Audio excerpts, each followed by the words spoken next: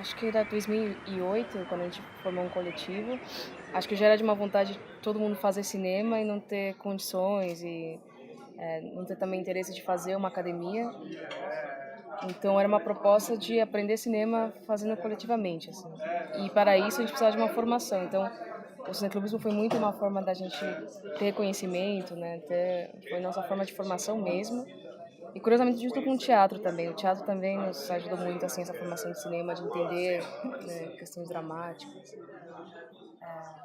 E acho que depois de uns anos a gente, né, propôs de fazer filmes mesmo, de produzir, dividindo as funções. Mas por acaso tem um curta aqui também que vai estrear, que é Memória de 1º de Maio, que Do foi feito Danilo. assim, é do Danilo, que também é da equipe do Madrigal, que foi feito assim também, sem dinheiro e fazendo aos poucos. Era um longa, não funcionou como longa e virou um curto, assim, agora vai estrear finalmente. Foi, foi bem essa forma. Acho que a gente chegou a fazer curtas, é, os 2 curtas que a gente completou assim, né, coletivamente. Foi uma. Enfim, a gente acabou se distanciando um pouco da formação convencional. Na verdade, eu fui expulso da escola de cinema, né? Assim, da IC, da Academia Internacional de Cinema lá em São Paulo. E daí, a partir disso, eu fui aprender cinema com o coletivo, depois de sair da escola. Foi quando a gente começou a fazer muito cineclube. Cineclube foi essencial para a nossa formação. E trabalhar no filmes dos outros. Teve um negócio que a gente fez no coletivo, que é o laboratório Cinefusão, que a gente chamava, que era uma ideia de fazer rápido e ir direto pra internet. Tinha algumas regras, meio dogma do Lars von Trier, mas era tipo, não pode tal coisa, não pode... Limitações, né? Mas que, Fazia, que que ajudou provocassem umas alternativas aí de alternativas experimentação. criativas, estéticas, saídas estéticas. E foi Mas também juntou muito com outros coletivos de São Paulo, assim, de cinema. Acho que foi isso que Zagaia, fortaleceu. O Zagaia, o Paracatu tela, Sul. tela Suja, do Renan. A gente teve um momento bem interessante de se juntar e pensar cinema junto, fazer cineclube, foi nesse sentido.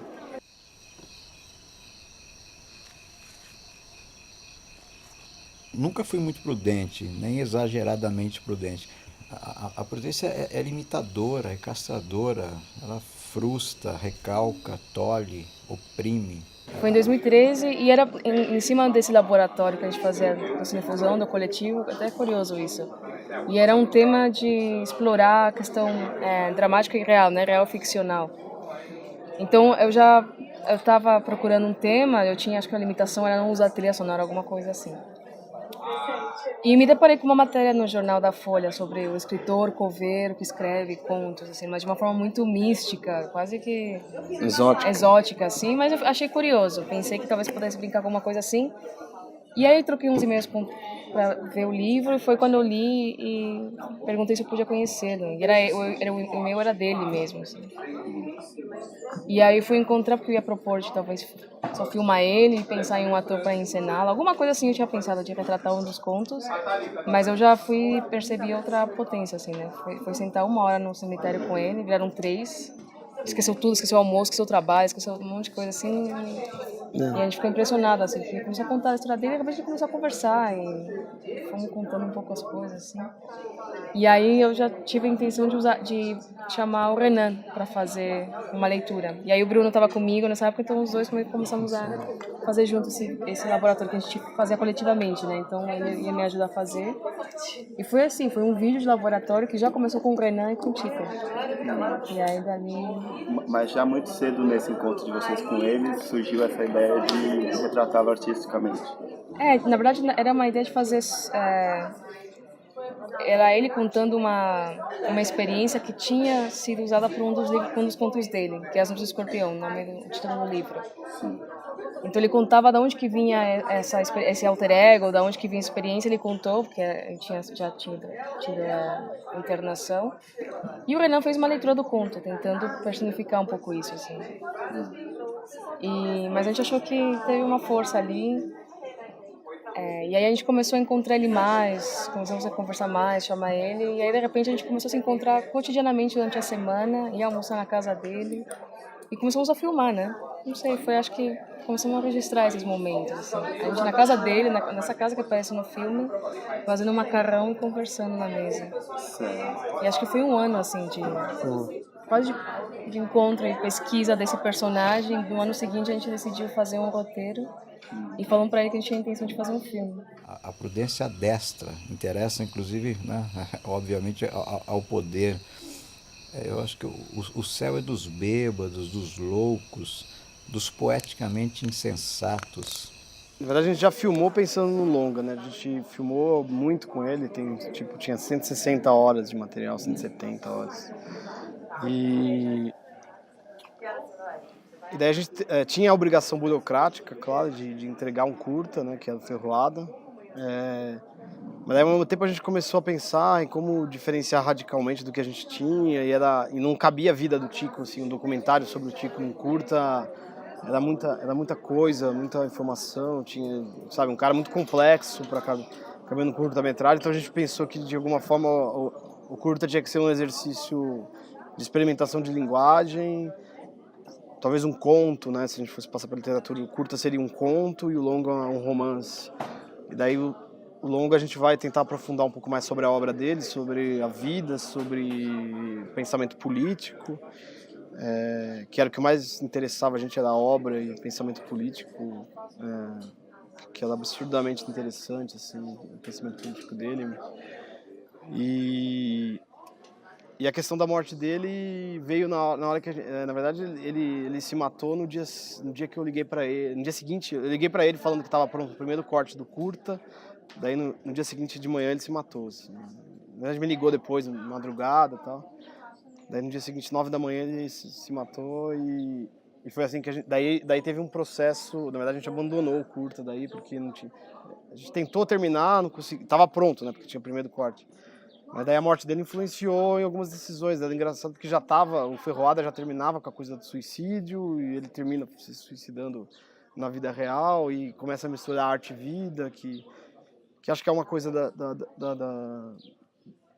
enfim, que tem um pouco da nossa entendimento de estética, da arte misturar um pouco com a vida. Acho que vem da turma nossa ali de São Paulo, de como as coisas vão se misturando, tinha a ver com Jovens Infelizes, daí, enfim, o Tico aparece nos Jovens Infelizes em uma determinada cena, e a fronteira, a ponte, por exemplo, entre arte e vida fica um pouco mais nebulosa, né, nesse sentido. E acho que assim, esse momento foi agora que é muito importante também pensar isso assim, é que a morte influenciou, né? A morte atravessou. Então, como a gente não, a gente achou que até porque tinha que fazer o curta, então naquele momento a questão da morte do Tico fala muito alto, assim. Então por isso que a gente colocou uma cartela no final, porque que até a gente recebeu crítica sobre isso, né? Mas porque achava da forma honesta, sabe? Falar que decidiu ir embora mesmo da festa, cansou, isso aqui cansou e como falar de outro jeito, sabe? Se ele mesmo falava isso pra nós, ele colocou numa entrevista, né? E fala de uma forma que é curioso isso, ele fala sobre o suicídio de uma forma tão honesta também, tão pulsante, tão verdadeira, que faz sentido até.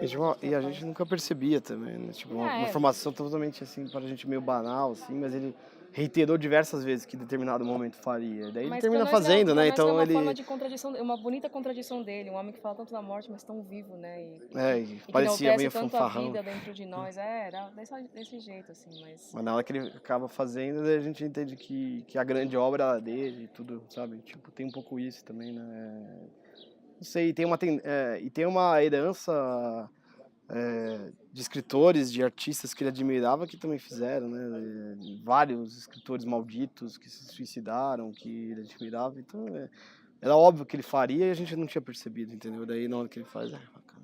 Mas acho que a ponte disso pro Madrigal era... A gente tinha, claro, assim, o Ferroada já falava isso, então queríamos falar mais sobre o que o Tico fala sobre vida, né? O que ficou. E acho curioso, assim, que tem uma expectativa de retratar o Tico, contar a história da vida dele, mas pra mim o Ferroada fala da morte dele e o Madrigal fala da vida, né? E como esse retrato, assim, de liberdade que ele tem muito forte, né? Liberdade em vida, que ele não achou, então, exercer uma liberdade, pelo menos na morte dele, né? E acho que a gente tentou refletir isso no filme mesmo. Esse cântico, essa homenagem ao Chico, tentar fazê-lo com a maior liberdade possível. E essa liberdade, eu acho que tem as consequências também, né? De tentar fazer as coisas desse jeito sem pensar, né, em satisfazer os outros, né, e tal. Então, mas a intenção de fazer um longa, se já tinha um curta, não era só alongar. Tanto é que Coisa que foi é muito diferente de Madrigal. Eu acho os dois filmes muito diferentes. Por mais que as cenas que se repetem, elas seguem acho que outro raciocínio, assim, outra relação com as imagens mesmo. Salve os desajustados, estes sim libertarão o mundo, redimirão a humanidade. Avante, delirantes de todo o planeta. Tamo junto, saravá. O Chico tinha muita confiança na gente e vice-versa. A gente estabeleceu uma relação de amizade que era para além do filme, né? A gente viajava junto, enfim, eu fiquei muito amigo do filho dele, já conhecia o filho dele, mas fiquei muito amigo, que é o Gabriel, né? Que inclusive assina o roteiro junto com a gente. Então ele participou do processo depois do pai morto, na ausência do pai. Um grande roteirista, né? O Gabriel Alves Campos, que já tinha feito outros roteiros, já era roteirista. A gente convida ele para participar de um roteiro de montagem, assistir as imagens do pai, enfim, um desafio para ele. Não necessariamente buscando respaldo, porque o respaldo acho que a gente tinha, assim, no sentido de que o cara não é, ele topa se vestir de palhaço, ele era tímido pra caramba, sabe? Sem confiança, jamais faria isso, entendeu? Pra televisão ele não jamais faria isso, pra reportagem da Record ele jamais se maquiaria, entraria em palco vestido de palhaço.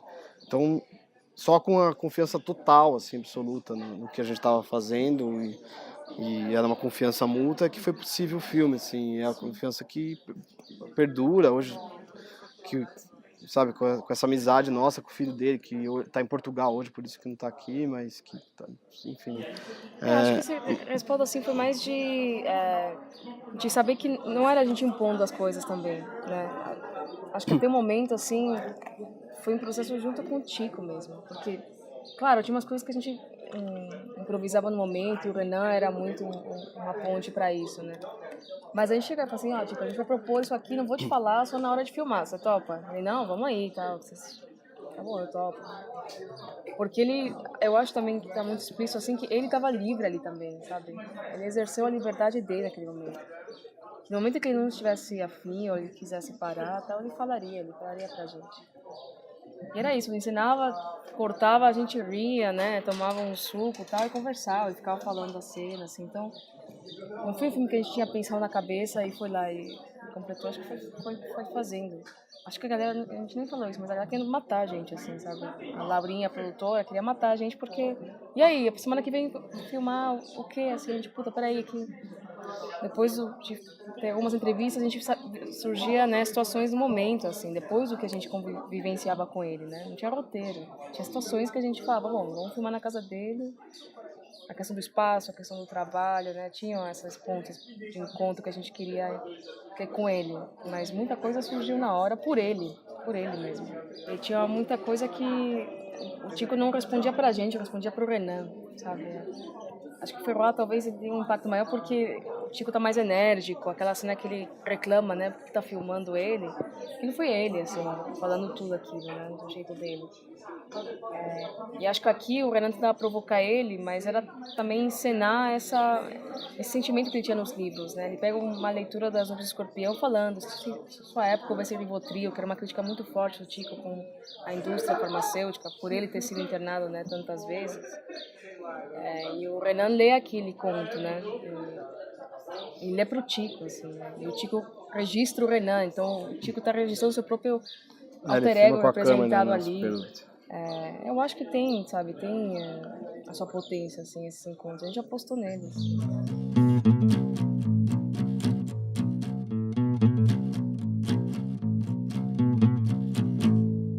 A questão de adaptar a literatura pra gente sempre foi... Não sei, a gente sabia, assim, tinha a visão que era praticamente impossível chegar à complexidade literária do Chico, por exemplo, adaptando, né? A gente fez algumas tentativas que, na verdade, já eram tentativas que a gente queria mostrar a impossibilidade da representação. Como encenar, por exemplo, uma situação de um conto, que a gente fez algumas, mas a gente sempre fez mediada por ele dirigindo, o Tico dirigindo, sempre mostrando que de alguma forma isso era falho, né? Era impossível chegar na poética. E o cinema jamais chegou na poética da literatura. Se você analisar a literatura letra a letra, é impossível o cinema chegar na poética da literatura. Então a gente tinha certeza que a poética tinha que estar em outro nível, né? Tinha que estar em como a literatura se misturava com a vida, com a visão de mundo dele, que acho que é uma coisa incrível.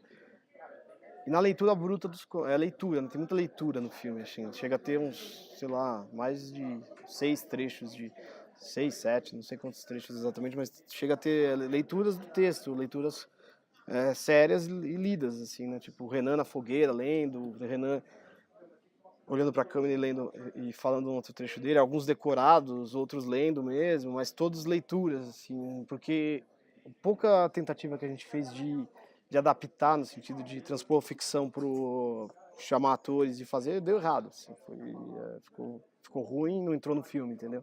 A gente tentou fazer, mas acho que é isso. E acho que tá exposto ali, assim, né? Tem um encontro muito bonito do Renan com o Tico até, que eles fazem esse duelo de literatura, né? Eles proclamam alguns trechos que acho que falava muito, assim, da forma como eles viam a literatura também. E acho que tá expresso no filme, né? Não é à toa que um final é justamente o caso aos Sisivos, né? Que é o conto do Tico, que é o conto que o filho dele lê na íntegra, né?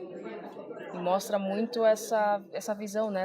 Essa descrição do olhar do Tico naquele lugar, né? Que é bem claro que é uma periferia, assim, e essa coisa do cachorro, né? Vira-lata, a inocência da criança. E tem essa coisa do caso aos Sisivos, né? Que significa atardecer mortal, né? Uma coisa assim. Então, foi a forma da gente poder trazer, né? Essa poesia, essa potência literária para o filme. E tava bastante nas referências dele, né? Porque também vai todas as citações, né? Tem, sei lá, Manuel Bandeira, a gente, sei lá, se parar para ouvir aquele poema profundamente na modelo da leitura que o Tico faz, então ele lendo poesia também, pra gente é de uma beleza absurda, assim, ler aquele poema inteiro profundamente do Manuel Bandeira e, puta, que era uma das grandes referências dele, enfim, tem diversas outras citações literárias que estão no filme, enfim, Ferreira Goulart, que foi um grande poeta, enfim, Mayakovsky, então eu acho que vai abrangendo também não só o Tico escritor, mas o Tico conhecedor de literatura, assim, que também foi o cara que a gente conheceu que mais entendia de literatura, mais citava referência nesse sentido.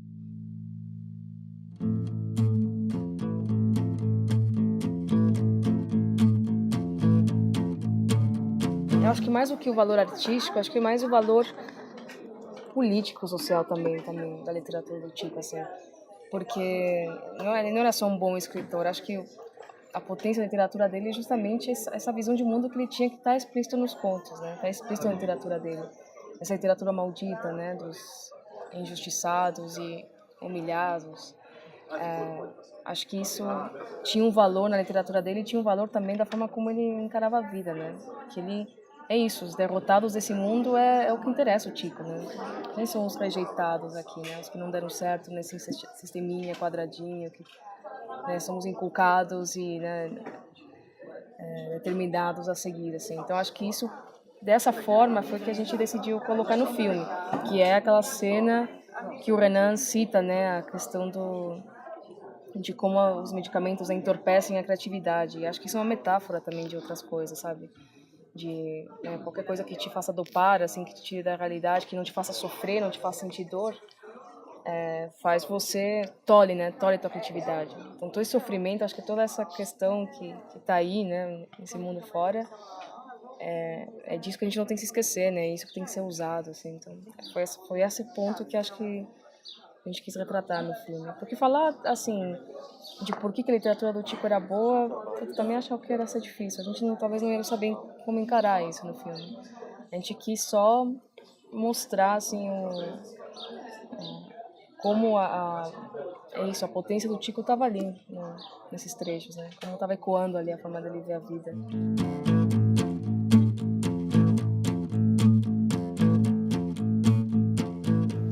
Na verdade, assim, as entrevistas a gente fez numa primeira fase de filmagem, que a gente chamou de fase de pesquisa. Então a gente começou filmando isso, assim, a gente, na verdade, considerando pouco que seria usado, sabe? A gente, na verdade, mas daí a gente já pensando, se talvez fosse usado, a gente já filmou com uma lente diferente, que ela, enfim, é uma lente analógica que dá, você pode ver que ela a imagem é diferente do resto do filme, assim, a fim de criar uma separação estética, descolar um pouco do filme, na verdade. E a gente filmou, a princípio ia ser inclusive outra janela, era para ser 4x3. Mas a gente filmou primeiramente como material de pesquisa para conhecer mais o Tico. Assim, a gente filmou várias horas dessas entrevistas com pessoas que conheciam ele. E eram entrevistas que serviram como pesquisa no primeiro momento. Daí, na hora da montagem, a gente começou a ver que fazia sentido colocar a entrevista e fazia sentido também de se desprender dessa... Porque a gente fica um pouco nisso de que... E a gente passou por isso, né? De que seria mais convencional, o Talking Head, a entrevista seria careta, enfiar isso no filme, mas ao mesmo tempo, você começar a pensar na história do documentário... Enfim, já foi muito transgressor também, foi isso, sabe? Então, e eu acho que na hora que você faz o filme, o que interessa é o todo, né? Como uma parte vai dialogar com a outra. E na montagem é choque, então o que vem depois da entrevista? O que veio antes? Enfim, como a coisa no todo vai ecoar, né? Acho que era a preocupação parte todo, enfim, você pegar só aquilo isolado... Você vai ter um entendimento, mas talvez no todo fique mais torto, fique mais, enfim. E acho que até os trechos utilizados assim era para nós falava também um pouco de reflexos da atitude dele com outras pessoas, sabe? Porque pô, cara, a primeira entrevista é o companheiro de cemitério dele, Luciano, falando como ele não baixava a cabeça, assim. Então, um outro coveiro, né? Um cara que encara o mesmo tipo de trabalho com o Tico e tinha claro essa visão do Tico, né? Um cara que vai se resguardar de qualquer pessoa, pode ser alto escalão ou não, né? Ele vai ter a mesma atitude. Então são reflexões que outras pessoas tinham do Tico, né? E não só a nossa. A amiga dele falou da raiva que ele tinha nos livros, de mostrar sua opressão, gente que vive lá na natureza, que não tem contato com nenhum tipo de opressão e percebe isso. Então, eu acho que essas entrevistas elas também falavam, acho que elas entrelaçavam as questões. Mas nossa escolha foi realmente distanciar elas, assim, né? Elas têm outro tipo de finalização de imagem, elas são mais... como fala? Ai, conho. Descontraste, né? Enfim, são mais... Saturada? Saturadas, sim, obrigada. Elas são mais saturadas para justamente trazer um pouco essa distância, assim, do filme todo, né? Porque são essas, acho que servem mais como essas intervenções, sabe? De quem era o Tico também para as outras pessoas. Nossa, eu acho que faz sentido, assim, eles colocarem a questão da crítica ao jornalismo, né? Mas, engraçado, a gente não tem crítica nenhuma com o jornalismo, assim. A gente tem crítica com esse tipo de jornalismo, né? Aquele ali, que o Tico também tinha, né? Foi aquilo, porque para nós aquilo não é um tipo de jornalismo que interessa, assim, essa coisa de trazer, né, a alegoria do Tico, era aquela coisa meio, até meio burlesco, sabe? Ah, 2 profissões, eu até já tive 3, tal. Não é, né? Não foi uma apresentação, assim. Se você prestar atenção no texto, eles colocam essa musiquinha assim pra trazer uma emoção, tal, mas tá falando Tico que faz sepultamento alheio e que sonha em viver da arte, traz muito como uma coisa muito exótica, assim, do personagem e muito sonhadora, assim, né? Mas eu não sei, assim, acho engraçado que teve essa percepção de crítica ao jornalismo, mas... Acho que tem uma... Enfim, é uma questão estranha, eu acho, porque... não sei se assistir um filme de cabo é rabo, é lógico que... Por mais que se use o Talking Head, é lógico que aquele jornalismo tá negado, tá ridicularizado, tá... Sabe, a gente faz, depois o Tico fala, depois ainda o cara fala do apresentador, bobalhão, e pra mim é um bobalhão mesmo, sabe? É matéria rasa, enfim, e é o tipo de coisa que o Tico não... é lógico que ele usava daquilo, porque A gente tá num mundo que a gente usa de tudo, sabe? Você tem vira uma que... consequência. Algumas concessões a gente tá fazendo o tempo todo, sabe? Inclusive não responder de tal forma que gostaria, sabe? Deveria ter respondido... Se eu tivesse em plena liberdade de pensamento, eu responderia de outra forma, sabe? Mas a gente tem sempre que controlar um pouco, mediar as coisas. Enfim, as pessoas não percebem... Enfim, que a gente tá falando o tempo todo de luta de classes, sabe? Coisa que é tabu, ninguém tem coragem de falar. É luta de classes. O Tico ele era impedido de fazer arte porque ele era coveiro. Isso é claro no filme, assim. Ele fala o tempo todo que ele ganha o pão com aquilo, porque a gente é obrigado a ganhar o pão de alguma forma, sabe? Fazendo determinadas coisas que a gente não quer fazer, sofrendo determinadas... imposições, engolindo sapo, como diria o Binho, sabe, de sapo em sapo, e é isso, sabe, na verdade tem que perceber a tristeza também de estar em outra condição, sabe, enfim, e as pessoas não percebem os privilégios delas, sabe, e quer analisar as coisas de forma quase sagrada, quase idealista, sabe, falta, enfim, acho que, mas daí não sei, assim, acho que é uma crítica que na verdade a gente entendeu um pouco muito, assim, sabe? Porque o Talking Head é jornalístico, mas daí isso daí não sei lá se é jornalístico, não sei se é cinematográfico também, né? O Talking Head, ele foi usado milhões de vezes. O Eduardo Coutinho fazia esse Talking Head o tempo todo e é uma grande referência, sabe? É Talking Head, as pessoas têm que falar e não tem outro jeito de filmar. Você vai fazer o quê? Vai dar pirueta com a câmera e falar para a pessoa falando. Não tem outro jeito de fazer. Ou você põe em off, ou você. Enfim. Isso daí é forma, né? Mas, enfim, acho que é isso.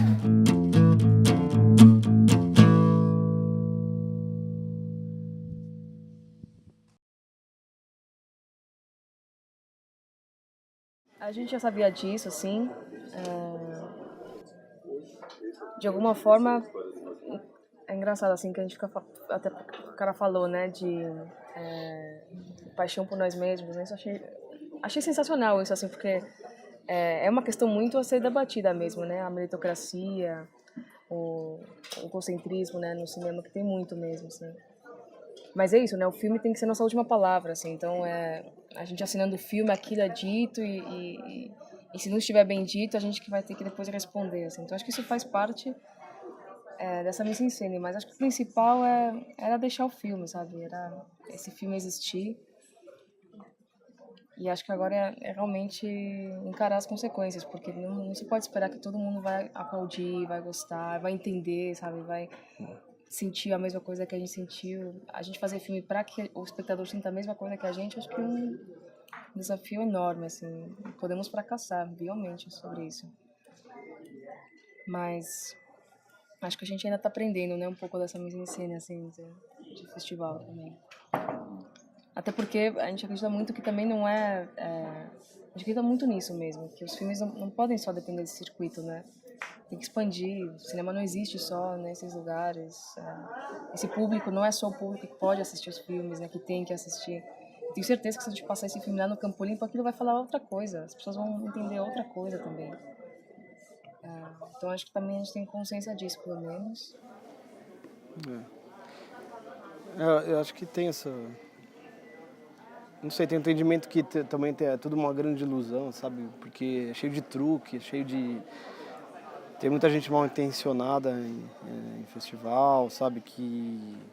Enfim, que vem pra, sei lá, tem um clima competitivo que também pra gente é meio sem sentido. Enfim, acho que o filme tem que falar por si e o que tá nele, e como as pessoas entendem... É como cada um entende, sabe? Vai ter diversas visões, sabe? Enfim, essa visão do amor por nós mesmos, eu achei muito interessante. Sei lá, pode ter visto alguma imagem que fale que a gente se ame. Mas não sei, é sempre buscar como se portar. Enfim, o Tico odiaria estar aqui, né? Ele não conseguiria, nem tá, sabe? Nem no momento, assim. Porque ele era indomesticável, e assim, no festival de cinema a gente de vez em quando se domestica, né? A gente encurta a rédea, a gente não vai... Tem uma coisa muito clara, assim, a gente não é o Tico, cara. A gente tem plena consciência disso, não somos o Tico. E não vai ser. A gente quer pensar a vida e ver a morte dele da forma como ele nos deixou, né? Ele nos deixou um legado, assim. Mas não chegamos nem perto, imagina, essa liberdade, assim, de pensar, não, a gente é muito medroso ainda, nós vivemos de medo ainda, fazendo o que a gente gosta, morrendo de medo.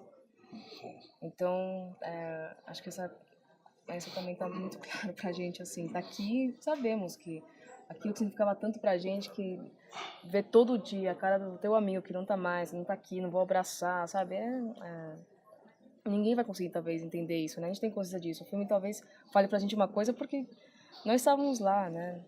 Enfim. Mas realmente, assim, por isso que a gente não podia ter um filme que explicasse o Tico. Não tinha como explicar. Acho que tinha como sentir, sabe? E acho até bom que as pessoas falem, puta, tô puto, porque ficou incompleto. Que ótimo, cara. Então vai lá ver, vai lá pesquisar, vai lá procurar, vai, sabe? E sei lá, a gente trouxe livro para vender, 10 pessoas compraram o livro, então já pra gente é mais importante que passar o filme é que leiam o livro dele. Porque acho que... Isso é sensacional, sabe? São nós 10 pessoas que vão ler a obra dele, e a obra ficou, assim, não tenho dúvida, assim, a obra dele é grande, grandiosa. E o filme tenta dar contribuição no sentido de expor a obra, o homem e o poeta, assim, nesse sentido. Sei lá, o eco da liberdade que ele expressava na gente, assim, acho que foi essa tentativa.